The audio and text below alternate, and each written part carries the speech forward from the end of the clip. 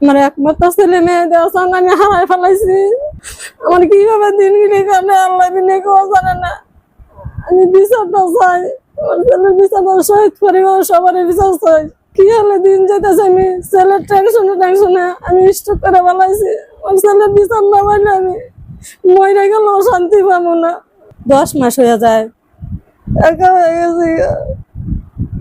আমার কেউ নাই, ওর বাসারে কেউ নাই, ওর বাসে কেউ দাঁড়ায় না।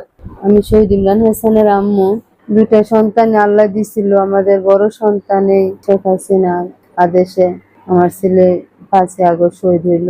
সামনে আবার কুরবানি আসতেছে। আমাদের সন্তান ছাড়া আমাদের যে কিরকম লাগে একমাত্র আমরা বুঝি, আর একমাত্র আল্লাহ বুঝে। যাদের ডাকে আমার ছেলেরা সাড়া দিছে, তাদের কাছে বলি যে আমার ছেলেদের বিচার শেষ না হওয়া পর্যন্ত যাতে কোনো নির্বাচন মাটিতে না হয়। আমার ছেলে 5 আগস্ট যাত্রাবাড়ি পুলিশের গুলিতে নিহত হন। তো 8 মাস চলে গেছে, এখনো আমরা কোনো বিচারের কোনো পাইতেছি না, বিচার পাইতেছি না। মাত্র ছেলে, সে 20 জুলাই চিটাগং এই বৈষম্য ছাত্র আন্দোলনের পুলিশের গুলিতে সে নিহত হয়।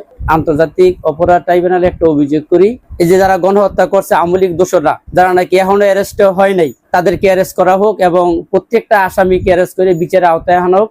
এটি আমাদের শহীদ পরিবারের থেকে দাবি।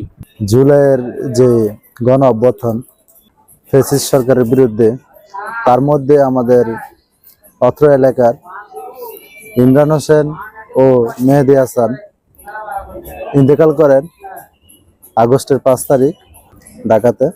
তা আমি এই দীর্ঘ 9 মাস যাবৎ আমরা দেখতে পাচ্ছি আর কি, এখন পর্যন্ত সরকারের পক্ষ থেকে যে সাহায্য সহযোগিতা বা তার পরিবারের প্রতি যে সহানুভূতি আমরা টুকটাক শুনেছি, কিন্তু এটা কাম্য নয়। কিন্তু আরো ভালোভাবে তাদেরকে খোঁজখবর নেওয়া এবং তাদের যে হত্যা, যারা নির্দেশনা দিয়েছিল হত্যার, সেই হত্যার বিচার আমি বর্তমান যে সরকার আছেন তাদেরকে দাবি করি যাতে তাদের এই হত্যার বিচার হয় খুব দ্রুত।